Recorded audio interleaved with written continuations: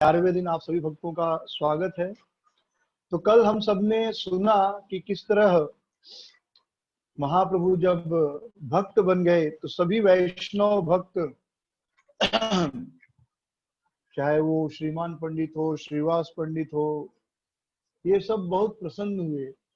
अद्वैत आचार्य भी बहुत प्रसन्न हुए, अद्वैत आचार्य। और उन्होंने कहा कि मुझे स्वप्न में निमाई ने दर्शन दिए थे और वह कह रहा था कि वही भगवान है। तो मुझे पूर्ण विश्वास हो गया है कि विश्वंभर निमाई वही कृष्ण है। तो कृष्ण इस संसार में हम वैष्णवों का दुख दूर करने के लिए प्रकट हो चुके हैं।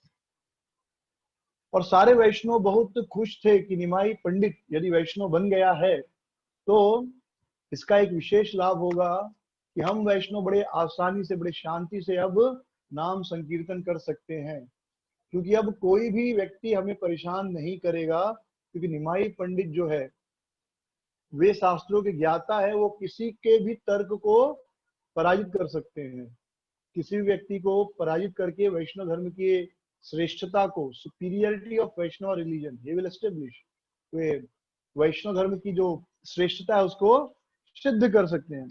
तो इस प्रकार सभी वैष्णव महाप्रभु को आशीर्वाद दे रहे थे कि आप परम भक्त बनिए और आपके आशीर्वाद, आपके कृपा से हम सब लोग बड़े आराम से भगवान के लिए कीर्तन कर सकते हैं, भगवान का नाम जप कर सकते हैं।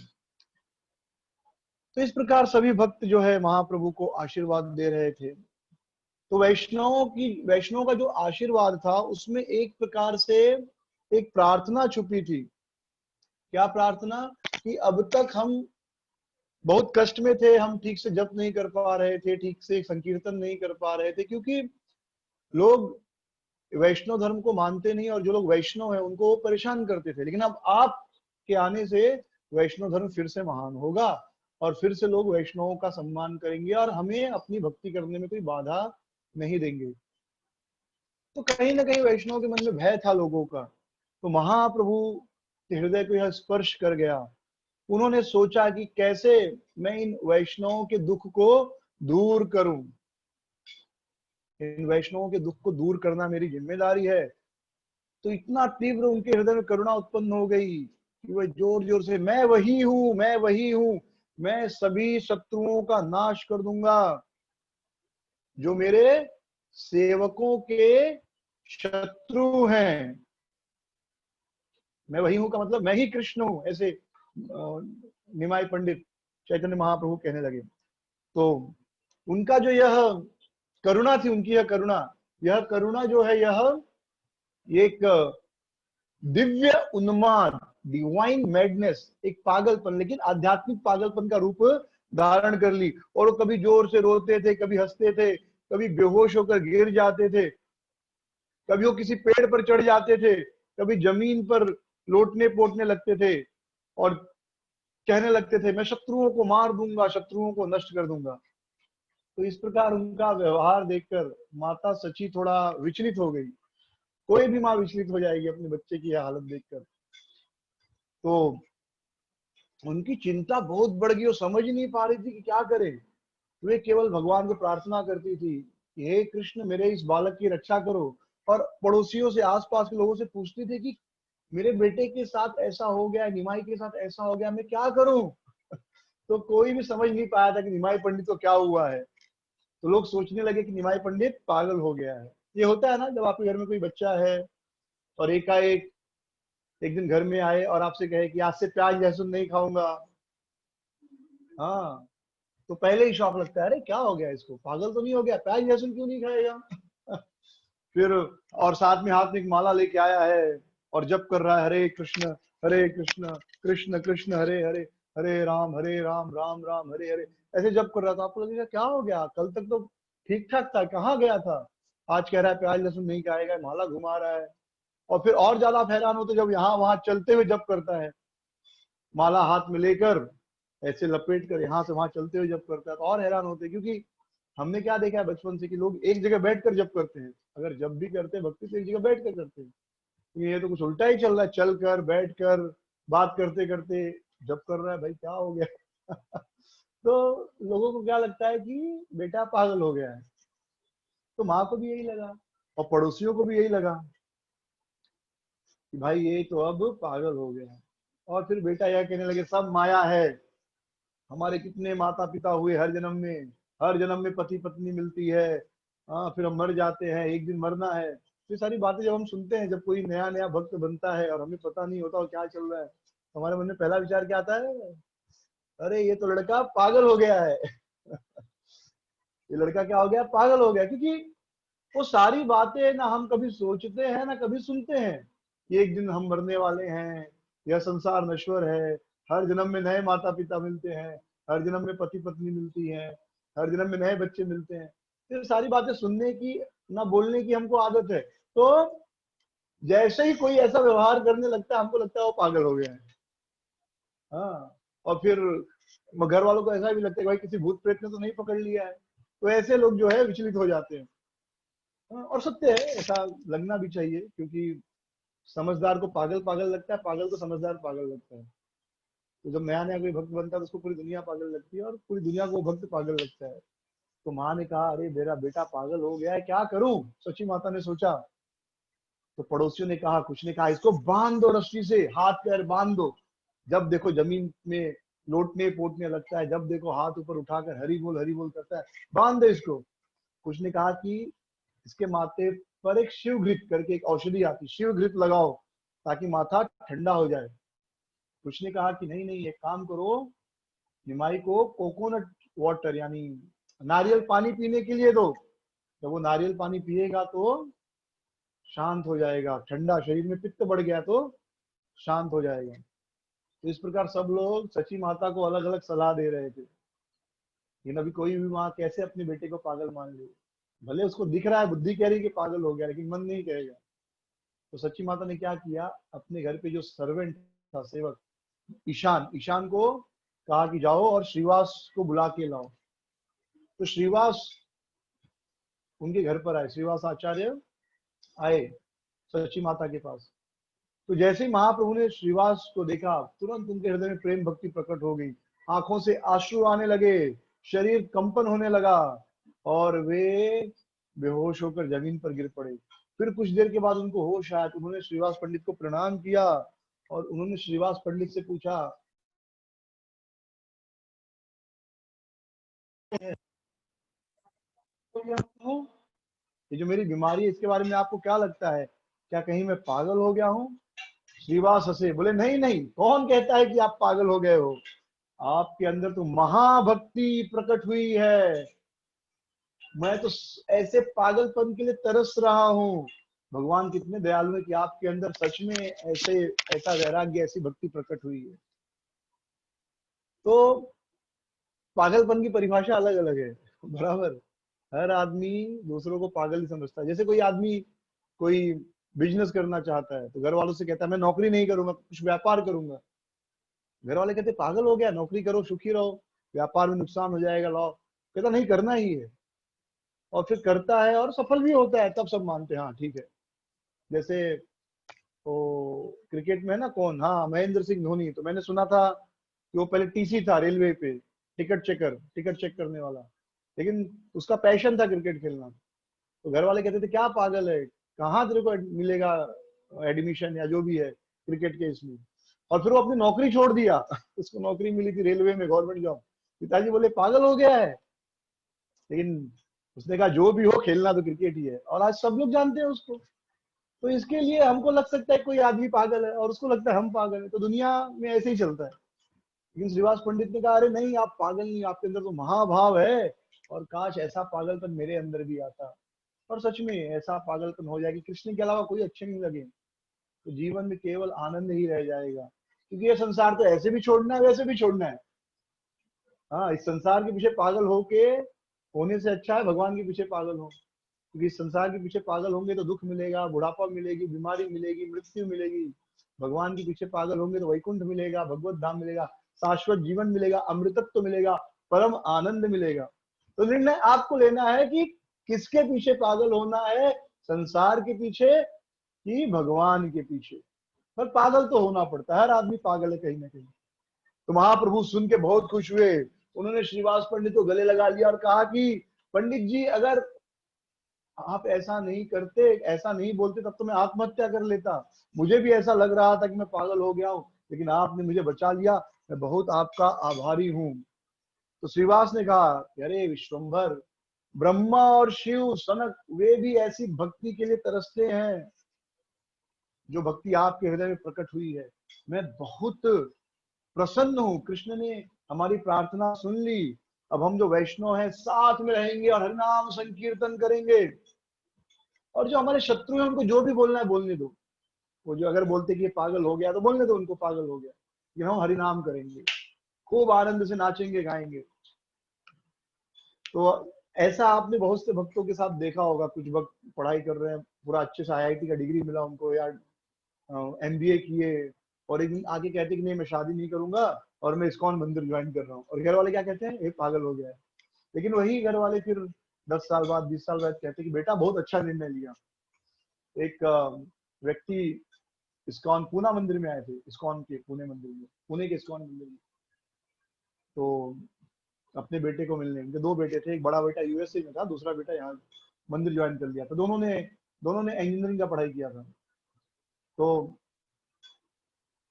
मतलब वो कहीं कहीं दूसरे स्टेट के थे, तो आकर रुके थे 2-4 दिन। तो रोज मॉर्निंग प्रोग्राम, फिर 9 बजे बढ़िया ब्रेकफास्ट, 1 बजे लंच, गरम गरम चपाती चावल दाल, फिर रात को वापस बढ़िया प्रसाद। तो 2-3 दिन रहे। फिर ऐसे ही वो भक्तों से बात कर रहे थे, तो कहने लगे कि मैं अपने बेटे, जो मेरा बेटा है, मैं इसके लिए खुश हूँ कि दुखी हूँ। मेरा एक बड़ा बेटा है, अमेरिका में नौकरी करता है, बहुत बड़ा, बहुत ज्यादा पगार उसको, उसके पास गाड़ी है, अच्छा रहने के लिए घर है, लेकिन उसको गर्म खाना नहीं मिलता है। संडे को ही वो लोग खाना पका लेते हैं, हस्बैंड वाइफ, चपाती सब्जी राइस दाल फ्रीजर में रख देते हैं और वही रोज गर्म कर करके खाते हैं। अमेरिका में ऐसे ही होता है, क्योंकि हस्बैंड वाइफ दोनों काम में जाते हैं, क्योंकि उतना बड़ा घर खरीद के मेंटेन करने के लिए कमाना पड़ता है। कल एक भक्त बता रहे थे कि हम लोग बैंक के लिए और सरकार के लिए कमाते हैं। सरकार को टैक्स दे देते हैं और बाकी पैसा बैंक में भरते हैं, क्योंकि बैंक से लोन लेकर घर खरीदे इत्यादि, राइट।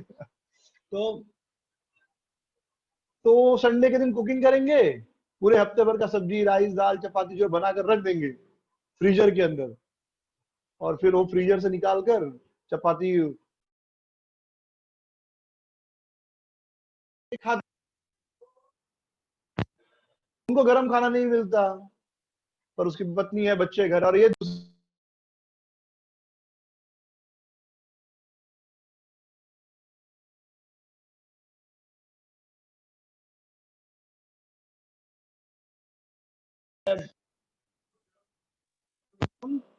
चपाती मिलता है, दोनों टाइम उसको गरम चपाती मिल रहा है खाने के लिए, ब्रेकफास्ट में गरम चपाती, दोपहर में चपाती गरम, रात में चपाती गरम। तो अब मैं उस बेटे के लिए सुखी हूँ जिसको गरम चपाती खाने को ठीक से नहीं मिल रहा, भले बहुत कमा रहा है, या इस बेटे के लिए दुखी हूँ जो बिल्कुल नहीं कमा रहा है, लेकिन 3 टाइम गरम गरम प्रसाद तो मिल रहा है। तो इस प्रकार ऐसा लगता है शुरू शुरू में कि भाई ये पागल हो गया, लेकिन नहीं, वो पागल नहीं हुआ, बल्कि बहुत अच्छे रास्ते पे है। तो श्रीवास ने कहा कि विश्वंभर, आपके अंदर जो भक्ति है, ब्रह्मा शिव भी इस भक्ति के लिए तरसते हैं। और जो हमारे शत्रु हैं, वो जो भी बोले कि निमाई पागल हो गया, वैष्णव पागल हो गए, जो भी बोलना उनको बोलो, लेकिन हम लोग हरिनाम करेंगे, बड़े आनंद से नाचेंगे गाएंगे। फिर उन्होंने सच्ची माता से कहा कि माँ, तुम्हें चिंता करने की कोई जरूरत नहीं है, तुम बड़ी भाग्यशाली हो। यह जो पागलपन है ना, ये कोई साधारण पागलपन नहीं है, ये तो परम भाव है, भगवान की भक्ति की परम अवस्था है। कृष्ण इस पर बड़े दयालु हैं, उन्होंने इन्हें महाभक्ति दी है, महायोग दिया है, जो कोई समझ नहीं सकता। आप भी ये बात किसी को बताओ मत, ये सॉरी, ये अड़ोसी पड़ोसी जो है, इनसे ये बात चर्चा मत करो। आप धीरे धीरे कृष्ण आपको सारे रहस्य प्रकट करेंगे। तब जाकर सची माता का मन शांत हुआ। लेकिन वे फिर भी भगवान से प्रार्थना करती थी कि निमाई का ये जो भाव है, या पागल तनु शांत हो जाए। तो एक दिन महाप्रभु के मन में इच्छा आई कि जिनके बुलाने से इस संसार में प्रकट हुए, कौन, अद्वैत आचार्य, उनको देखने की उनके मन में इच्छा हुई। तो वे कहाँ गए, नवदीप गए, गदाधर पंडित के घर। और वहां पर उस समय जो है गदाधर पंडित वे अद्वैत आचार्य के घर गए गदाधर पंडित के साथ। और उस समय अद्वैत आचार्य नवदीप में अपने घर में क्या कर रहे थे, भगवान का जो शालिग्राम शिला होता है ना, शालिग्राम शिला की पूजा कर रहे थे, तुलसी के पत्तों के साथ गंगा जल और तुलसी पत्ते, और उनसे प्रार्थना कर रहे थे कि कृष्ण आप कब प्रकट होंगे। तो पहले हर ब्राह्मण के घर पे शालिग्राम शिला होती थी, और शालिग्राम शिला की पूजा बड़ी ही सरल है। आप तुलसी और गंगा जल से भी उनकी पूजा कर सकते हैं, भले आपके पास बहुत कुछ ना हो तो केवल तुलसी का पत्ता और गंगा जल से भी पूजा कर सकते हैं। तो ये अद्वैत आचार्य पूजा कर रहे थे शालिग्राम की, और बार बार प्रार्थना कर रहे थे कि कृष्ण कब आप प्रकट होगे और हम वैष्णवों की तकलीफ दूर करोगे और इस संसार के बंधन से हमें मुक्त करोगे, और इस संसार के सभी जीवों को इस संसार के बंधन से मुक्त करोगे। और ऐसा कहते कहते कभी एकदम भाव में आकर जोर जोर से हरी हरी कहते, कभी रोते, कभी नाचते, कभी हंसते, और कभी शेर की तरह दहाड़ते गुस्से में। तो वे गुस्से में वैष्णव के, जो वैष्णव उनके शत्रुओं को याद करके, दुश्मनों को याद करके दहाड़ते थे, जैसे रुद्र दहाड़ रहे हो। तो जैसे ही विश्वम्भर ने, निमाई पंडित ने उनको देखा, उन्होंने उन्हें पहचान लिया कि ये तो मेरे सेवक हैं, और अद्वैत आचार्य ने भी उनको पहचान लिया कि ये मेरे स्वामी है, ये परम भगवान है। और विश्वम्भर, निमाई पंडित अद्वैत आचार्य की इस भक्ति को देखकर बेहोश हो गए, कुछ होश नहीं रहा। और अद्वैत आचार्य ने जब देखा कि देखो भक्ति की परम अवस्था है, हाँ भगवान के बारे में स्मरण करके बेहोश हो ना, तो वे कहने लगे कि अरे चोर आ गया, इतने दिन से चोरी कर रहे थे, छुप रहे थे। तो निमाई पंडित तो स्वयं परम भगवान है, कृष्ण है, लेकिन अब तक अपने आप को बताया नहीं, मतलब चोरी करके छुप रहे थे अपने आप को, लेकिन अब मैंने पकड़ लिया है चोर को, अब कहाँ जाओगे। आप अगर चोर हो तो मैं बड़ा चोर हूं, आज मैं चोर के घर में चोरी करूंगा। और ऐसा कह के वे उनके सामने बैठ गए, गंध पुष्प सब लेकर, और उन्होंने भगवान को गंध अर्पित किया, अर्घ अर्पित किया उनके चरणों में, और पूजा की जो भी सामग्री होती है वो सब भगवान की पूजा करने लगे, और प्रार्थना करने लगे, नमो ब्राह्मण देवाय गो ब्राह्मण हिताय च जगद हिताय कृष्णाय गोविंदाय नमो नमः। तो इस प्रकार वे भगवान निमाई पंडित की पूजा करने लगे, और बार बार यह श्लोक बोलने लगे, नमो ब्राह्मण देवाय गो ब्राह्मण हिताय च जगद हिताय कृष्णाय गोविंदाय नमो नमः। ये भगवान कृष्ण का प्रणाम मंत्र है, भगवान कृष्ण को प्रणाम करते हैं तो ये मंत्र से प्रणाम करते हैं कि नमो ब्राह्मण देवाय, आप ब्राह्मणों के भगवान है, गो ब्राह्मण हिताय, और गौओं और ब्राह्मणों का हित करते हैं, जगत हिताय कृष्णाय, आप जगत का हित करते हैं, पूर्ण ब्रह्मांड का हर जीव का हित करते हैं, गोविंदाय नमो नमः, हे गोविंद, हे गैयों के स्वामी, मैं आपको प्रणाम करता हूँ। तो इस प्रकार अद्वैत आचार्य बार बार यह श्लोक जो है दोहरा रहे थे, और उनके चरणों को प्रणाम कर रहे थे, और उनकी आंखों से आंसू आ रहे थे, और वे अपना हाथ जोड़कर अपना सर बार बार महाप्रभु के चरणों को स्पर्श कर रहे थे। तो गदाधर पंडित साथ में आए थे चैतन्य महाप्रभु के। गदाधर पंडित ने कहा, अरे अपना दांत जीभ में दबाते हुए, मतलब कभी कभी क्या होता है कि आप बोलना चाहते हो लेकिन बोलना नहीं चाहिए, तुम क्या करते, बोलते बोलते जीभ ऐसे दबा देते, क्यों बोला मैंने, नहीं बोलना। यानी जीभ को बोलने की इच्छा हो रही है लेकिन आपको पता है कि बोलना यहाँ पर गलत है, तो जीभ को दांतों से दबा लेते हैं। तो उन्होंने जीभ को दांतों से दबाते हुए बोल ही दिया, अरे आचार्य आप ये क्या कर रहे हैं, आप जैसे वृद्ध इतने ज्ञानी परम वैष्णव को, निमाई पंडित विश्वम्भर की पूजा जो आपसे छोटा है उसकी पूजा आप क्यों कर रहे हैं, आपके लिए, आपको ये शोभा नहीं देता, आपकी तुलना में तो बालक है। अद्वैत आचार्य ने कहा, गदाधर तुम अभी बहुत ही युवा हो। तो गदाधर पंडित जो थे वो चैतन्य महाप्रभु से भी उम्र में छोटे थे, तुम्हें एक दिन सब कुछ पता चलेगा। तो गदाधर पंडित एकदम हैरान हो गए कि ये अद्वैत आचार्य क्या कह रहे हैं, अद्वैत आचार्य के यहाँ कहने का तात्पर्य क्या है। अद्वैत आचार्य यहाँ पर कहना क्या चाहते हैं कि क्या कृष्ण आए हैं अद्वैत आचार्य के रूप में।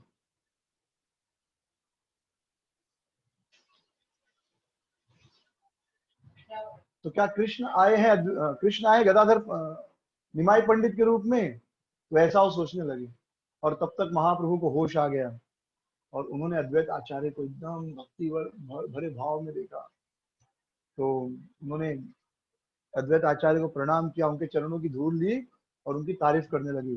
वे कहने लगे कि मैं बड़ा ही भाग्यशाली हूँ, आज मेरा भाग्य जग गया, मुझे आपका दर्शन हुआ। कौन कह रहे? निमाई पंडित अद्वैत आचार्य को। मैं आज आपको अपने आप को समर्पित करता हूँ, मेरे मेरे मुझे स्वीकार कीजिए और अपनी कृपा दिखाइए। मैं जानता हूं कि कृष्ण आपके हृदय में है, आपके पास ऐसी शक्ति है कि आप बद्ध जीवों को इस संसार से तार सकते हैं और सबको कृष्ण भक्ति दे सकते हैं। अद्वैत आचार्य मन में हंसने लगे और अपने मन में सोचने लगे कि अच्छा, अभी भी तुम अपने आप को छुपाना चाहते हो, अभी भी यह नहीं बताना चाहते तुम भगवान हो, लेकिन तुमको नहीं पता कि मैं पहचान गया हूं, मैंने चोर के घर में चोरी कर ली है। लेकिन फिर अद्वैत आचार्य ने सोचा कि अभी भी इनकी इच्छा है कि अपने आप को छुपा कर रखें, तो अगर भगवान की इच्छा है तो फिर मेरे लिए अच्छा नहीं है कि मैं बताऊं ये। तो उन्होंने मुस्कुराते हुए कहा कि विश्वंभर, मैं तुमसे बहुत प्रेम करता हूँ और एक भक्त के रूप में मैं सोचता हूँ कि तुम सभी भक्तों में सबसे श्रेष्ठ हो। मैं चाहता हूँ तुम यहाँ कुछ दिन रहो ताकि मैं तुम्हें देख सकूं और तुम्हारे साथ संकीर्तन कर सकूं। और सभी वैष्णव भक्तों की यही इच्छा है कि तुम्हारे साथ वे कीर्तन करें। महाप्रभु जब यह सुने तो बहुत प्रसन्न हुए, वे तैयार हो गए कि सभी भक्तों के साथ में संकीर्तन करूंगा। महाप्रभु चले गए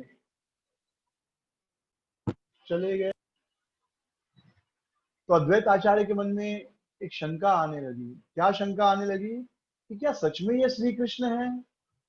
अगर वो श्री कृष्ण है तो उन्होंने मुझे क्यों प्रणाम किया? भगवान थोड़ी किसी को प्रणाम करते हैं। तो अगर विश्वम्भर श्री कृष्ण है तो मुझे क्यों प्रणाम किया? मेरे चरणों की धूल अपने माथे पे क्यों लगाई? उन्होंने क्यों अपने आप को मुझे समर्पित कर दिया? और क्यों उन्होंने मुझसे प्रार्थना की कि आप मुझे आशीर्वाद दो कि मुझे कृष्ण का दर्शन हो सके? तो हो सकता है शायद वो कृष्ण हो और अपने आप को छुपाना चाहते हो, और ऐसा भी हो सकता है कि वो कृष्ण नहीं है। तो जो भी है, वो कृष्ण हो या नहीं हो, अब उनकी परीक्षा लेना जरूरी है। तो एक काम करता हूं, मैं यहाँ से दूर चला जाता हूँ, कहाँ? शांतिपुर चला जाता हूँ। अगर ये सच में कृष्ण है, सच में भगवान है, तो जरूर मुझे शांतिपुर से खींचकर नवदीप में लेकर आएंगे। और इस प्रकार वे कहाँ चले गए? शांतिपुर चले गए। यहाँ पर सभी वैष्णव जो हैं महाप्रभु के साथ संकीर्तन प्रारंभ कर दिए। महाप्रभु कीर्तन में एकदम भाव में नाचते थे। उनके शरीर में अलग अलग अष्ट सात्विक विचार जो है, अष्ट सात्विक भाव प्रकट होते थे जब महाप्रभु नाचते थे। ये आप सबका अनुभव होगा, जब कीर्तन बहुत बढ़िया होता है, खूब नाचते सब भक्त लोग, तो अपने आप हृदय में वो खुशी आती कि कितने भाग्यशाली हैं हम कि भगवान के कीर्तन में नाचने को मिल रहा है। और जब हम भक्तों कीर्तन करते हुए देखते हैं तो भी ऐसे कंप हृदय में आता है, शरीर में। अरे वाह, कितना सुंदर कीर्तन, कितना सुंदर नृत्य! हृदय में आनंद आता है, कभी कभी आंखों से आंसू भी आ जाते हैं। तो महाप्रभु की आंखों से आंसू आ रहा था और शरीर में इतने जोर जोर से कंपन हो रहा था, शरीर इतने जोर से हिल रहा था कि 100 लोग भी पकड़े तो वह कपकपी रुकती नहीं थी। और उनका पूरा शरीर ऐसा लग रहा था जैसे गोल्डन जैक फ्रूट, सोने का कटहल। कटहल देखा है आपने? उसमें ऐसे मतलब बिंदु बिंदु जैसा निकला रहता है, थोड़ा ऊपर नीचे ऐसे शेप में। तो ऐसे शरीर में महाप्रभु के बहुत सारे कांटे जैसे निकल गए थे। तो कभी एकाएक महाप्रभु एकदम कठोर हो जाते थे, जैसे कोई खंभा हो लोहे का, और कभी कभी मक्खन से भी ज्यादा सॉफ्ट हो जाते थे। कभी कभी जोर से कहते थे हरि बोल, और इतने जोर से हरि बोल कहते थे जैसे लगता था आकाश में बादल गरज रहे हैं। कभी कभी बड़े जोर से ऊपर कूदते थे और ऐसा लगता था भक्तों की महाप्रभु का सर छत से टकराया जाएगा और सर फट जाएगा, या इतना ऊपर उठे और ऊपर से नीचे गिरेंगे तो पैर टूट जाएंगे। और फिर एकाएक भक्तों के गले में हाथ ढाल देते थे और कहते थे मेरा कृष्ण कहाँ है, मैं कृष्ण को कैसे पाऊंगा? तो उनके सारे भक्तों, उनके इन सभी विकारों को देखकर, उनके इस भाव को देखकर सारे भक्त सोचने लगे कि ये जो निमाई पंडित है ये कोई साधारण इंसान नहीं। कुछ लोगों को लगा कि अरे ये तो कृष्ण का अंश है। उसने सोचा नहीं, ये स्वयं श्री कृष्ण है। तो भक्त लोग बार बार पूछते थे निमाई पंडित, तुम्हारे अंदर ऐसा क्या हुआ जो तुमको इतनी भक्ति मिल गई, तुम ऐसे बन गए? पहले तो दिन भर पढ़ाई करते थे, शास्त्र पढ़ते थे, भगवान का नाम ऐसे संकीर्तन करना, नाम जप करना नहीं करते थे, वैष्णवों को चढ़ाते थे, अब क्या हुआ? तो महाप्रभु ने जवाब दिया कि सुनो, जब मैं गया से वापस आ रहा था तो मैं एक गांव गया, कनई नटशाला। वहां पर मैंने एक छोटे से बालक को देखा, छोटा सा बालक। उसके शरीर का रंग कैसा था? तमाल वृक्ष की तरह नीले रंग का था। उसने अपने सर पर, अपने सर की जो पगड़ी है उस पर मोर का मुकुट लगाया था। उसके छाती पर कौस्तुभ मणि था और उसके गले में बहुत ही सुंदर हार था। पैरों में जो है कड़ा था और बहुत ही सुंदर बांसुरी वो हाथों में लिए हुए था। वो बहुत ही मुस्कुराते हुए मेरे पास आया और मुझे गले लगा लिया। मुझे पता नहीं कहां से आया और कब आया और मुझे गले लगा लिया और फिर चला भी गया। कब आया कब गया पता ही नहीं। तो ऐसा कह के महाप्रभु बेहोश हो गए। अब सोचिए, भगवान अगर महाप्रभु को साधारण इंसान माने या इंसान मांगे, तो अगर भगवान जिसको गले लगा ले तो उसकी हालत तो ये होनी ही है। फिर जब होश आया तो वो रोने लगे, अरे मेरे कृष्ण कहाँ चले गए, मुझे गले लगाए, मुझसे मिले, लेकिन अब कहाँ चले गए। तो सभी वैष्णवों ने उनको शांत करने का प्रयास किया। निमाई पंडित, आप कितने भाग्यशाली हो, स्वयं कृष्ण ने आपके ऊपर कृपा की है और हम भी परम भाग्यशाली हैं कि आप हमारे बीच में हो। वैकुंठ में भी ये आनंद नहीं जो आनंद आज आपसे हमको मिल रहा है। इसलिए आज आप हम सभी वैष्णवों के, आप क्या हो, मुखिया हो, लीडर हो। अब आपके अंडर में रह के हम लोग बिना किसी भय के, एकदम निर्भय होकर, बिना डर के कीर्तन करेंगे। और इस प्रकार सारे वैष्णव बहुत प्रसन्न हो गए। लेकिन विश्वंभर को एक पल की भी शांति नहीं थी, चाहे वैष्णवों के साथ हो चाहे अकेले में हो। जैसे जब नया नया कोई लड़का या लड़की अच्छा लगता है ना, तो कैसे आदमी दिन रात उसी के बारे में सोचता है, बाकी फिर उसे कुछ याद नहीं रहता। हाँ, अकेले हो, खा रहा हो, पी रहा हो, कुछ भी, वो केवल उस लड़की या उस लड़के के बारे में सोचते हैं। हाँ, उसे एक पल की शांति नहीं रहती। ठीक है, तो वैसे ही महाप्रभु निरंतर, और महाप्रभु का भाव थोड़ी देर के लिए नहीं है, अब हम देखेंगे अंत तक, जब महाप्रभु प्रकट हुए तब तक ये उनकी लीला थी। तो महाप्रभु जब देखो कृष्ण कृष्ण, और उनके विरह में रोते थे, आंसू रुकते ही नहीं थे। तो गंगादास वृंदादास ठाकुर कहते हैं, वृंदावन दास ठाकुर, कि जो गंगा भगवान के चरण कमलों से बही थी, गंगा कहाँ से निकली है? भगवान के चरण कमलों से। वह गंगा भगवान के आंखों से निकल रही थी। तो हर आदमी, हर भक्त जो भी उसे उचित लगता था उस अनुसार वह निमाई पंडित को शांत करता था। एक बार निमाई पंडित ने गदाधर से पूछा, गदाधर कृष्ण कहाँ है? और गदाधर ने कहा कि कृष्ण तो आपके हृदय में है। और सही बात है। और जैसे ही निमाई पंडित ने सुना, तुरंत अपनी छाती पाड़ने लगे, कृष्णा कृष्णा कृष्णा का अपना छाती पाड़ने लगे, अपने नाखूनों से अपना सीना फाड़ने लगे कि कृष्णा अंदर है, मुझे देखना है, मुझे मिलना है। तो गदाधर ने उनको शांत किया, बड़े प्रेम से उनका हाथ पकड़ा, हाथों को सहलाकर उनको शांत किया, पीठ थपथपाकर शांत किया। और फिर गदाधर पंडित ने कहा, अरे निमाई निमाई पंडित सुनिए, कृष्ण आ रहे हैं, थोड़े देर में ही वो यहाँ पर होंगे। तो जब सची माता ने देखा कि कितने प्रेम से, कितने सावधानी से गदाधर पंडित ने निमाई को संभाला, तो उन्होंने गदाधर से कहा कि गदाधर मेरे बेटे, तुम हमेशा निमाई के साथ रहा करो और कभी उसे अकेले मत छोड़ो। क्योंकि निमाई तो हमेशा इसी तरह रहेगा, तो कम से कम आप रहोगे तो उसे शांत कर पाओगे। तो हर दिन वैष्णव महाप्रभु के घर में आते थे और महाप्रभु के साथ कीर्तन करते थे। और पूरे रात भर कीर्तन होता था, सुबह तक कीर्तन चलता था। आज भी गांव में कभी कभी पूरे रात्रि जागरण होता है, रात भर कीर्तन होता है। और हर आदमी कीर्तन में एकदम परम भाव में आ जाता था और इतना नाचते थे, इतना खुश होते थे। मृदंग की आवाज, करताल की आवाज और हरि बोल की ध्वनि, ऐसा लगता था कि आकाश से बिजली का गर्जन हो रहा है। और जो वैष्णव के दुश्मन थे वो कहते थे, अरे ये वैष्णव देखो हमें सोने नहीं देते, क्योंकि रात भर कीर्तन हो रहा है तो नींद खराब होती है। अगर रात भर कुछ बज रहा है तो अभी हम भी इतनी अवस्था में नहीं कि रात भर अगर बगल में कीर्तन हो तो एक दो घंटा हमको आनंद आएगा, लेकिन फिर जब नींद आएगी तो हम कहेंगे बस करो, अब बंद करो। बराबर है, क्योंकि अभी तक वह प्रेम नहीं। लेकिन आप देखते हैं कि जो चीज अच्छी लगती है आदमी रात भर भी करता है। जैसे लोग 31st नाइट पूरे रात भर दारू पियेंगे, गाना सुनेंगे, नाचेंगे। हाँ 31st नाइट है, ऐसे बहुत सारी पार्टियां मनाते हैं, ड्रग्स पार्टी करेंगे रात भर। क्या करते, ड्रग्स लेंगे, नाचेंगे, दारू पियेंगे, मांस खाएंगे, नाचेंगे। तो वो नाच खुशी पाने का प्रयास करते हैं, लेकिन उसमें उनको खुशी नहीं मिलती, इसलिए उनको ड्रग्स पीना पड़ता है, दारू पीना पड़ता है, मांस खाना पड़ता है। तो सोचते हैं इससे खुशी मिल जाए। ना उसमें खुशी मिलती है ना नाचने में, दोनों में नहीं मिलती। लेकिन भगवान के नाम में और कथा में और भगवान के लिए नाचने में इतना सुख है कि वैष्णव को ऐसे पानी नहीं पीना पड़ता है या कुछ खाना नहीं पड़ता, बस वो नाच रहे पूरे भर। बल्कि भगवान के लिए नाचते हैं तो खाना पीना भी भक्त भूल जाते हैं। ये अवस्था होती है, एक अवस्था जब आती है। तो सारे वैष्णव जो है रात भर कीर्तन करते थे, और जो अड़ोसी पड़ोसी है वो कहते थे ये वैष्णव पागल हो गए हैं, ये हमारी नींद तो खराब कर रहे हैं, ये भगवान की नींद भी खराब कर रहे हैं, इतने जोर जोर से चिल्ला रहे हैं, भगवान का भी नींद टूट जाएगा। अभी आप कोई सोए हो, आप सोए हो और कोई जोर जोर से आपका नाम बुलाए तो आपको गुस्सा आएगा कि नहीं? आप सोए हो और कोई आपका नाम नहीं बुला रहा है, खाली आवाज कर रहा है, तो नींद इन जनरल नहीं टूटती। तो अगर कोई कुछ बोल रहा है थोड़ा बहुत आसपास और आप सोए हो तो हो सकता है आवाज आपके कानों में जा रही है, लेकिन आपका नींद नहीं टूटता। लेकिन नाम ले रहा है तो नींद टूटेगी पक्का है। इसलिए हम लोग नाम लेके जगाते हैं ना, जब अगर किसी को जगाना हो तो ये वैष्णव हमें तो डिस्टर्ब कर रहे हैं, भगवान को भी डिस्टर्ब कर रहे हैं ये लोग, हरी हरी बोल के उनको निद्रा से जगा रहे हैं। जरूर भगवान इनके ऊपर कोई बहुत बड़ी विपदा लाएंगे। हाँ।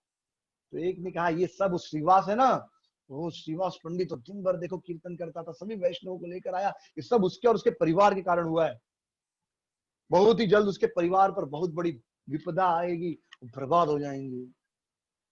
और मैंने सुना है कि जो नवाब है, नवाब ने नाव में भर भर के सैनिक भेजे हैं,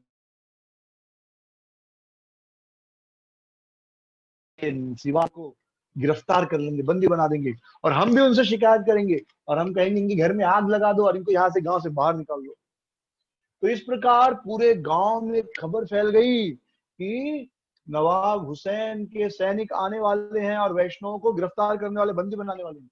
तो श्रीवास पंडित थोड़ा डर गए। तो भगवान विश्वम्भर को, चैतन्य महाप्रभु को, निमाई पंडित को यह पता चला, उन्हें यह सहन नहीं हुआ कि मेरे भक्त कैसे डर सकते हैं, कैसे कोई उनको डरा सकता है। तो उन्होंने सोचा कि जब तक मैं हूं कोई मेरे भक्तों को डरा नहीं सकता, इसलिए अब मैं अपने आप को प्रकट करूंगा। तो भगवान की दो बड़ी सुंदर लीलाएं हैं, एक यहाँ पर भगवान मुरारी गुप्ता और श्रीवास पंडित के सामने अपने आप को प्रकट करते कि मैं ही कृष्ण हूँ, आप डरो मत। और एक है महाप्रकाश लीला। तो आज का टॉपिक था महाप्रकाश लीला, पर एक्चुअली आज महाप्रकाश लीला नहीं है, वो आगे आएगा, क्योंकि महाप्रकाश लीला में नित्यानंद प्रभु भी हैं, जो जिनकी अब तक एंट्री नहीं हुई है। हाँ, तो उनकी एंट्री आज होगी या कल हो सकती है, वो नित्यानंद प्रभु के ऊपर है। मेन कैरेक्टर चैतन्य महाप्रभु के बाद मेन कौन है? नित्यानंद प्रभु। तो हरिदास ठाकुर की एंट्री हो गई है, गदाधर पंडित की एंट्री हो गई है, श्रीवास पंडित की एंट्री हो गई है। अभी एक सबसे मेन हीरो जो है इस पिक्चर का, इस कथा का, हाँ, वो है नित्यानंद प्रभु। वो जब आ जाएंगे तो पूरा टीम पूरा हो जाएगा, और फिर महाप्रकाश लीला होगी जिसमें भगवान सभी भक्तों पर दया करते हैं अपनी। तो उसके लिए थोड़ा समय है, शायद दूसरा या तीसरा लेक्चर इसके बाद। तो महाप्रभु ने कहा कि मेरे भक्त डरने नहीं चाहिए, तो मैं सभी भक्तों को प्रकट करूंगा अपने आप को। श्रीवास पंडित डरे हुए हैं तो उनको बताऊंगा कि मैं ही विष्णु हूँ। तो महाप्रभु एकदम शान से चलते हुए, जैसे शेर या हाथी चलता है ना बिना किसी डर के, एक होता है जब आपको कोई किसी का डर नहीं तो आप कैसे चलते एकदम शान से, और एक होता है डर के कैसे ऐसे भागते हैं, मालूम पड़ता है आदमी डरा हुआ है। वो चाल से पता चल जाता है कि आदमी डरा हुआ, पीछे देख रहे हो, इधर देख रहे हो, थोड़ा रफ्तार तेज होती है। और जो आदमी बिना डर के चलता है आराम से चलता है, शेर जैसा, या हाथी कैसे चलता है एकदम आराम से। तो वैसे जब महाप्रभु ऐसे चल रहे थे तो जो वैष्णवों के शत्रु थे बोले देखो, निमाई को देखो, इसका अहंकार देखो, इसको पता है कि नवाब हुसैन के सैनिक आने वाले हैं और इसको गिरफ्तार करेंगे, फिर भी इसका घमंड देखो, ये तो ऐसे घूम रहा है जैसे कोई राजा हो, कोई राजकुमार हो। तो बाकी लोगों ने कहा अरे नहीं नहीं, वो तो खाली दिखा रहा है, अभी देखो भागने का तैयारी कर रहा है, हमको दिखा रहा है कि उसको डर नहीं लग रहा है, पर वो तैयारी कर रहा है कि मैं यहाँ से चुपके चुपके भाग जाऊंगा ताकि सैनिक मुझको पकड़ नहीं सके। तो जब महाप्रभु गंगा के किनारे पहुंचे, तो वहां पर गंगा के किनारे पहुंचे तो उन्होंने कुछ गैयों की आवाज सुनी कि गाय घास चर रही हैं और यमुना जी का पानी पी रही हैं।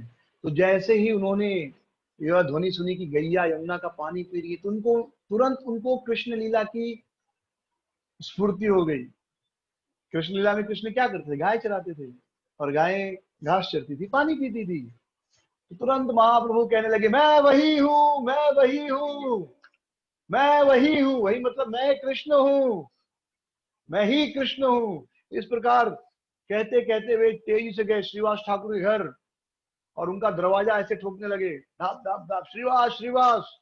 श्रीवास ठाकुर उस समय क्या कर रहे थे? नरसिंह देव की पूजा कर रहे थे। श्रीवास ठाकुर जो है, नरसिंह देव भगवान कौन है? कृष्ण का वह स्वरूप जो अपने भक्त को रक्षा करता है, अपने भक्त की रक्षा करता है, वह स्वरूप नरसिंह रूप है, कृष्ण ही है, कोई अलग नहीं। तो श्रीवास पंडित नरसिंह देव भगवान के, मतलब कृष्ण के नरसिंह स्वरूप की पूजा कर रहे थे। निमाई पंडित दरवाजा ठोक, ठक ठक ठक, श्रीवास तुम क्या कर रहे हो?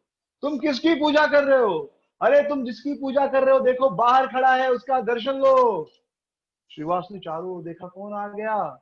फिर वे जब दरवाजा खोले तो हैरान, क्या देखते हैं? चतुर्भुज विष्णु।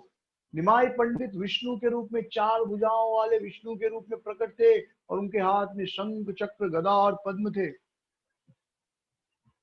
श्रीवास पंडित कांपने लगे, मुंह से कुछ बोलना चाहते थे पर बोल नहीं पाए।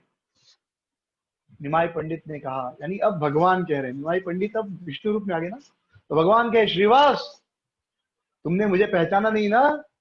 अरे तुम्हारा कीर्तन सुनकर और अद्वैत आचार्य की प्रार्थना सुनकर मैं वैकुंठ छोड़कर यहाँ पर आया, ताकि साधुओं की रक्षा कर सकूं और पापियों का नाश कर सकूं। अब तुम्हें डरने की कोई जरूरत नहीं है। और फिर उन्होंने श्रीवास से कहा कि श्रीवास तुम मेरी स्तुति करो। श्रीवास आचार्य जो हैं, श्रीवास पंडित, वे उनकी आंखों से आंसू आने लगे कि देखो भगवान कितने दयालु, अपना वैकुंठ छोड़कर, जहां पर कोई दुख नहीं है, सब उनके सेवक हैं,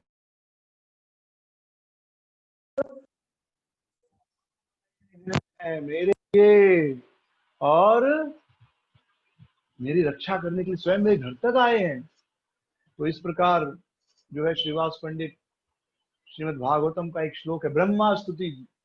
जब भगवान कृष्ण ने गायों को चुरा लिया था, बछड़ों को चुरा लिया था ब्रह्मा ने भगवान कृष्ण के, और कृष्ण प्रकट हो गए थे बहुत सारे रूप में, और उसके बाद फिर भगवान वापस अपने असली रूप में जब आए, जब सारी गई, कृष्ण ही गाय बन गए, बछड़े बन गए थे। 13वां अध्याय ना, अघासुर वध के बाद की लीला, ब्रह्म विमोहन लीला। उसके बाद फिर भगवान सारे गैया बछड़े फिर से भगवान बन गए। तो ब्रह्मा जी हैरान हो गए, बोले तो कृष्ण है, और वो स्वरूप देखकर भगवान की स्तुति करते हैं। ब्रह्मा जी कहते हैं कि आप ही पूजनीय है, केवल आप ही एक पूजनीय है। आपका शरीर नील वर्ण के समान है, आप सुंदर माला धारण किए हुए हैं, और आज भी आप लीला में एक बालक का रूप में है, और आपके हाथ में क्या है? दही भात है और अचार। भगवान ने हाथ में दही भात लिया था, और एक में अचार लिया था, एक में नींबू लिया था उंगली में ऐसे लेफ्ट हैंड में दही भात था, और एक में अचार, एक में नींबू, एक में मिर्ची, और भगवान ऐसे खा रहे थे। तो वह स्तुति करते हैं।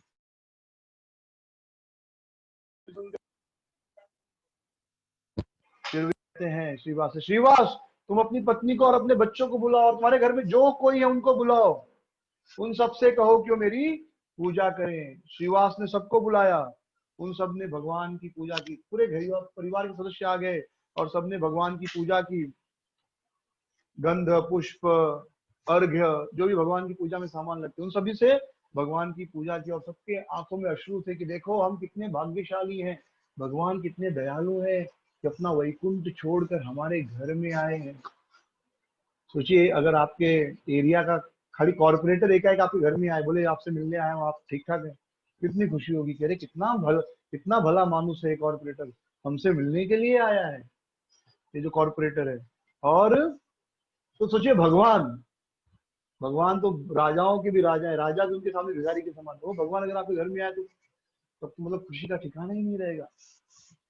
तो उन सबने भगवान की पूजा की, और भगवान ने उनके सर पर अपने चरण रखे और सबको कृष्ण भक्ति का आशीर्वाद दिया। फिर उन्होंने कहा, श्रीवास तुमको डरने की कोई जरूरत नहीं है। तुमने सुना है कि राजा आ रहा है, राजा के सैनिक आ रहे हैं, और तुम्हें सजा देंगे क्योंकि तुम संकीर्तन करते हो। नहीं, तुम डरो मत, तुम्हें डरने की कोई आवश्यकता नहीं, मैं स्वयं तुम्हारी रक्षा करूंगा। जिस बोट में, जिस नाव में आ रहे हैं, उस नाव में चढ़ जाऊंगा और तुम देखोगे जो राजा के सैनिक हैं और जो बोट में हाथी वगैरह आ रहे हैं, घोड़े वगैरह आ रहे हैं, वे सब भी हरि नाम जप करेंगे और कृष्ण के नाम कीर्तन में रोएंगे और नाचेंगे। और तुम्हें भरोसा नहीं हो रहा है कि मैं कैसे करूंगा? तो फिर वे श्रीवास की एक भतीजी रहती है, भतीजी नारायणी, बोले नारायणी यहाँ आओ। नारायणी कितनी थी बड़ी, 4 साल की बस थी वो, एकदम छोटी सी बालिका, 4 साल की, तो मतलब बहुत ही छोटी होगी, उसे कुछ नहीं समझेगा हरि नाम क्या है, भागवतम क्या है। तो महाप्रभु ने कहा नारायणी कृष्ण का नाम लो और रो। और नारायणी एकाएक ऐसा लगा कि किसी दूसरी दुनिया में पहुंच गई है और वह कृष्णा कृष्णा कृष्णा कृष्ण बोलने लगी और रोने लगी, उसकी आंखों से आंसू आने लगे। भगवान का नाम लेते इतना हृदय में प्रेम, इतना आनंद आ गया कि आंखों से आंसू आने लगे। मैंने पहले भी बताया था, आंसू दो ही समय आते हैं, एक जब हम बहुत दुखी हो और एक जब हम बहुत खुश हो। जब हृदय में बहुत खुशी होती है ना तो भी आंखें गीली हो जाती है। ये तो परम सुख है भगवान के नाम का। तो उसकी आंखों से आंसू आने लगे, वो नाचने लगी, गाने लगी और इस प्रकार। और उसके आंसू इतने थे कि ऐसा लगा गंगा जमुना बह रही, पूरा जमीन गीला हो गया। फिर महाप्रभु ने श्रीवास को कहा, श्रीवास अब तुम समझ गए होगे, अब तुमको शांति मिल गया होगा, अब तुम डरो मत, तुम्हारा भय अब चला जाएगा। श्रीवास पंडित ने कहा कि प्रभु आपका नाम जो है वही भक्तों को अभय बनाता है, आपका नाम लेने मात्र से जो है भक्त, उनका उनका जो भय है चला जाता है। तो फिर आप जब स्वयं यहाँ है तो फिर कहना क्या, आपका नाम लेने से खाली डर चला जाता है, आप खुद यहाँ हो तो फिर क्या कहना। जैसे अगर आपका कोई रिश्तेदार एमएलए है या कॉर्पोरेटर है या एमपी है, कोई मिनिस्टर है, तो आप समझो गाड़ी में जा रहे हो, किसी पुलिस वाले ने रोका आपको, आपको डर नहीं लगता, क्यों? अरे हमारे चाचा विधायक हैं, अरे मेरा भाई कॉर्पोरेटर है, तो आप डरते नहीं हो, क्यों? उसका नाम है आपके साथ, वो उस समय आपके साथ नहीं है, फिर भी आप गाड़ी में बिंदास जाते हो। टोल वाला रुकता, बोलते है आप नहीं रुकते, बोलते हैं मैं ये जो मिनिस्टर ना उसका भतीजा हूँ। हाँ हाँ ठीक है साहब, आप जाइए आप जाइए। तो नाम रहता है तो भी आप नहीं डरते। और समझो आपकी गाड़ी में आपका भाई, आपके पिताजी जो स्वयं मिनिस्टर है या एमपी है, वो बैठे हो, तब तो आप बिल्कुल नहीं डरेंगे, क्योंकि नाम में हो सकता है थोड़ा बहुत डर हो, सामने वाला माने ही नहीं कि नहीं तुम झूठ बोल रहे हो। लेकिन जब साक्षात बैठे तब तो डरने की बात ही नहीं। तो श्रीवास पंडित कहते कि अरे आपका नाम ही है तो डर नहीं होगा, और जहां आप स्वयं हो वहां क्या डर। इस प्रकार महाप्रभु ने श्रीवास पंडित के हृदय में जो डर था उस डर को दूर किया, अपना दर्शन दिया, चतुर्भुज विष्णु का जो है रूप दिखाया। और उन्होंने यह भी बताया कि मैं केवल श्रीवास पंडित नहीं बल्कि उनके परिवार के सभी सदस्यों को दर्शन दिया महाप्रभु ने। और इस प्रकार महाप्रभु ने बताया कि केवल अपने सेवक ही नहीं, अपने सेवकों के सेवकों का भी मैं सेवक, अपने सेवक के सेवकों के ऊपर भी मैं कृपा करता हूँ। फिर महाप्रभु जो है इसके बाद वे मुरारी गुप्त को वराह के रूप में दर्शन देते, वराह भगवान। तो महाप्रभु अब विद्या रस छोड़ चुके हैं और प्रेम रस, भक्ति रस के सागर में डूब रहे हैं। जो प्रेम की तरंगे हैं, वो लहरें उनके हृदय में प्रभावित हो रही हैं। तो कभी दास्य रस, कभी साक्ष्य रस, कभी वात्सल्य, कभी माधुर्य, ये अलग अलग प्रकार के रस उनके हृदय में प्रकट हो रहे हैं। तो भक्त जो थे वे भी अलग अलग उनके भाव के अनुसार अलग अलग श्लोक बोला करते थे। जब महाप्रभु वात्सल्य के भाव में है तो भक्त लोग यशोदा मैया और कान्हा के बीच जो लीला हुई वो कथा, दामोदर लीला वो कथा कहेंगे। जब माधुर्य रस प्रकट हो रहा है तो राधा रानी कृष्ण के बीच की वार्तालाप, साक्ष्य रस चल रहा है तो सखाओं के बीच का वार्तालाप। तो ऐसे अलग अलग उनके हृदय में भाव प्रकट होते थे और जो भक्त थे वो भी उसी अनुसार श्लोक बोले। तो महाप्रभु ने एक बार वराह अवतार, भगवान वराह देव के बारे में श्लोक सुना कि कैसे वराह देव प्रकट हुए और पृथ्वी को इस संसार से निकालकर उद्धार किया। जैसे उन्होंने वराह के बारे में सुना, तुरंत जोर जोर से चिल्लाने लगे, मैं वही हूं, मैं वही हूं, मैं वही हूं जिसे अद्वैत ने यहां बुलाया था। मैं घर घर जाऊंगा और सबको मुफ्त में निशुल्क कृष्ण भक्ति दूंगा।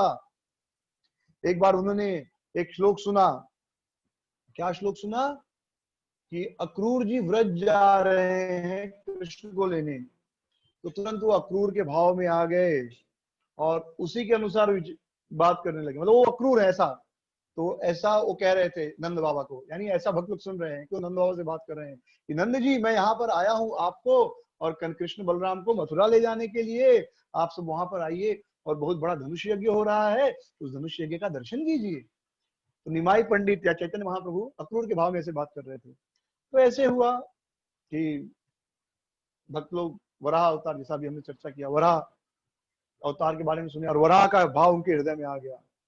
तो वे जोर जोर से चिल्लाने लगे शुकर शुकर, यानी सुअर को शुकर बोलते वराह जी। और फिर वे मुरारी गुप्त के घर में गए और वहां उन्होंने देखा कि विष्णु जी का जो मंदिर था, ऑल्टर, घर के अंदर का मंदिर, वहां पर एक मटका था। तो वे उस मटके को लिए और अपने सर पे ऐसे रख दिए। और ऐसे जैसे कि वे पृथ्वी को अपने इस पे टस्क पर धारण किया। सुअर का टस्क होता है ना, ऐसे आगे निकला हुआ देखा होंगे, तो उस पे भगवान वराह का रूप लिए थे और उस पे जमीन को रखे थे। तो ऐसा लगा कि उन्होंने पृथ्वी को अपने मुख पर धारण किया है। और वो जोर से चिल्लाने लगे यज्ञ वराह की जय, और मुरारी से कहा कि मेरी स्तुति करो। तो मुरारी एकदम हैरान हो गए कि यज्ञ वराह, वराह देव प्रकट हो गए हैं। वो कुछ नहीं बोल पाए। तो भगवान ने कहा कि मैं यहाँ पर आया, इतने समय रहा, फिर भी मुरारी तुम मुझे पहचान नहीं पाए। अब डरो मत, अब मेरी स्तुति करो। मुरारी गुप्त की आंखों में आंसू आ गए थे। मुरारी गुप्त याद है ना कौन है? सर्वम खल्व इदम ब्रह्म अहम ब्रह्मास्मि, ऐसा वो बोलते थे। और भगवान गए छोटे बालक के रूप में, निमाई पंडित 5-6-7 साल के थे, गए वो खाना खा रहे थे, प्रसाद ले रहे थे, उसमें पेशाब कर दिए। बोले सब ब्रह्म है तो पेशाब भी ब्रह्म है। और उनका जो अद्वैतवाद फिलॉसफी है, हाँ, सर्व खल्व इदम ब्रह्म, उसको चूर चूर कर दिया कि सब ब्रह्म नहीं है, सब ब्रह्म है लेकिन सब एक नहीं है। या हम ब्रह्मास्मि। तो मुरारी गुप्त ने कहा भगवान आपको कौन जान सकता है, आपको तो केवल वही जान सकता है जिसको आप जनाते हो, वेद भी आपको नहीं जानते। तो बराह भगवान बहुत प्रसन्न हुए मुरारी से, लेकिन उन्होंने वेदों के प्रति, क्योंकि मुरारी गुप्त ने कहा कि वेद भी आपको नहीं समझ सकते तो हम कौन है। तो मुरारी गुप्त ने कहा, भगवान ने कहा कि वेद जो है, वेद कहते हैं कि मैं निराकार हूं। वो वेदों के ऊपर गुस्सा कर रहे हैं। ये काशी में प्रकाशानंद रहता है, वह लोगों को यही सिखाता है, वह मेरे हाथ पैर काट देता है। जब हम कहते हैं कि भगवान निराकार है, मतलब भगवान की आंख नहीं है, भगवान के पांव नहीं है, भगवान की आंखें नहीं है, भगवान को मुंह नहीं है, भगवान को नाक नहीं है। इनडायरेक्टली हम भगवान का अपमान कर रहे हैं कि भगवान अंधे हैं, भगवान लंगड़े हैं, भगवान लूड़े हैं, लूले हैं, भगवान गूंगे हैं, भगवान बहरे हैं। यही मतलब हो गया ना। जो लोग कहते हैं कि भगवान निराकार है, वो क्या कर रहा है? वो भगवान का अपमान कर रहा है। वो कह रहे हैं भगवान का आंख नहीं, मतलब भगवान अंधे हो गए। जिसको आंख नहीं उसको अंधा कहते हैं ना। भगवान को कान नहीं, मतलब भगवान बहरे हो गए, उनको हाथ पांव नहीं, मतलब वो लूले लंगड़े हैं। तो महाप्रभु कह रहे थे तो काशी में प्रकाशानंद सरस्वती जो रहता है, वह इस प्रकार लोगों को प्रचार करता है कि भगवान तो निराकार है। तो ये प्रकाशानंद सरस्वती की कथा भी आगे आएगी। और क्योंकि वह ऐसा अपराध करता है, मुझे निराकार बताता है, मेरे हाथ पांव काट देता है। मतलब कोई भगवान के हाथ पांव नहीं काट सकता, पर बोल के तो काट ही दिया कि भगवान निराकार है, मतलब हाथ पांव नहीं है। तो ऐसा अपराध किया, इसलिए मैंने उसे क्या बना दिया था, उसके शरीर में कुष्ठ रोग पैदा कर दिया। लेकिन फिर भी वो इतना धृष्टता है, इतना एरोगेंस है कि वह मुझे अभी भी यही प्रचार करता है।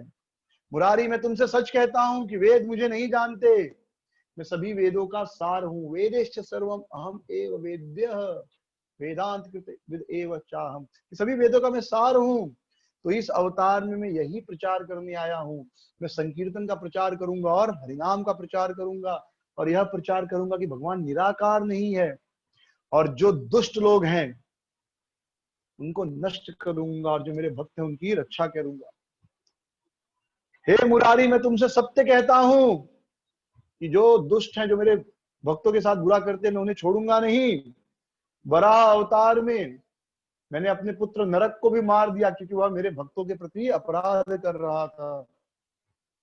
और मुरारी मैं सत्य हूं, मेरा शरीर सत्य है, मेरे भक्त सत्य है, मेरा धाम सत्य है। यानी भगवान कह रहे हैं कि भगवान निराकार नहीं है। भगवान का जो शरीर है ना, भगवान की जो मूर्ति देखते हैं मंदिरों में, वह सत्य है। ये मत सोचिए कि वो पत्थर से बनी, वो साक्षात कृष्ण है। जो आप फोटो देखो, सुंदर आंखें, सुंदर बाल, सत्य है वो।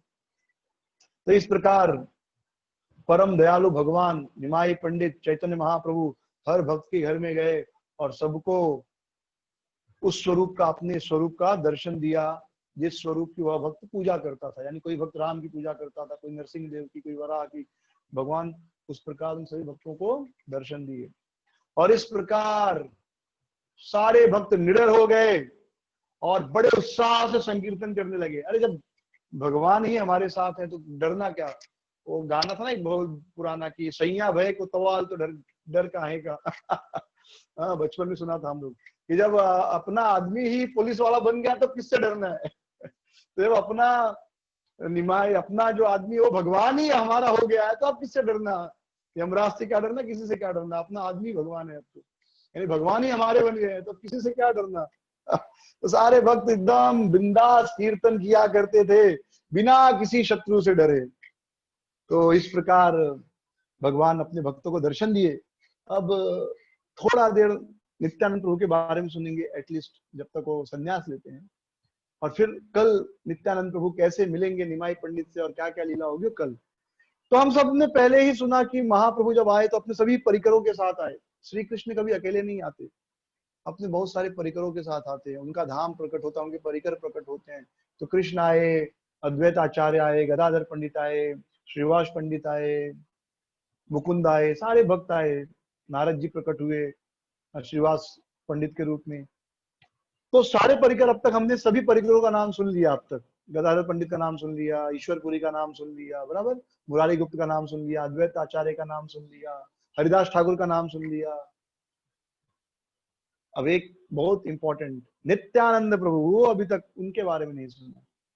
तो नित्यानंद जो थे, नित्यानंद प्रभु कौन है? ये बलराम जी हैं, यानी कृष्ण के बड़े भाई लीला में। तो वही बलराम नित्यानंद के रूप में प्रकट हुए। और महाप्रभु हमेशा जब भी भक्तों के साथ संकीर्तन करते थे तो एक कमी महसूस करते थे कि अभी तक मेरा निताई, निताई निमाई, निमाई कौन? चैतन्य महाप्रभु।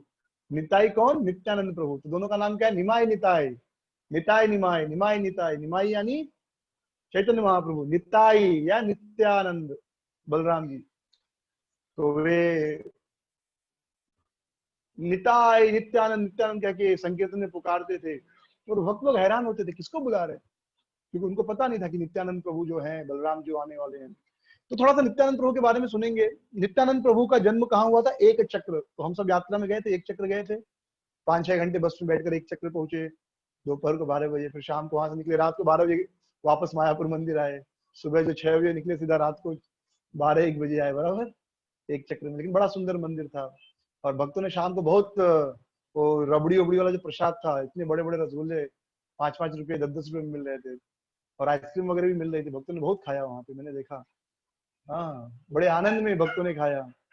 हाँ, मैं अंदर था, मंदिर में बाहर देखा तो वो जो आइसक्रीम बेच रहा था, मतलब मंदिर के अंदर ही, शायद मंदिर में बनाया हुआ आइसक्रीम था वो, और रबड़ी वगैरह, तो सब भक्त एकदम आनंद में खा रहे थे। वहां से लेके बिठाने में बड़ा टाइम लग गया।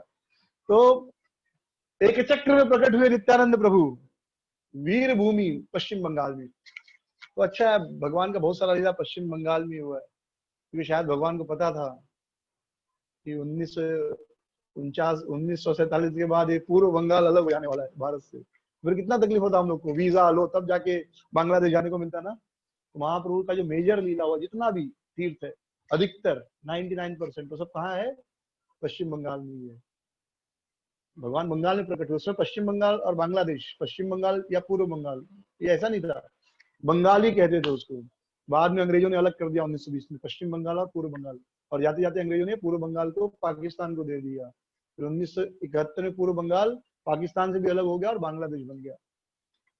तो भगवान ने, तो शायद भगवान ने इसीलिए वहां पर कोई लीला नहीं की, केवल एक बार गए सबको पढ़ाने के लिए, बस वही जो हमने लीला सुना।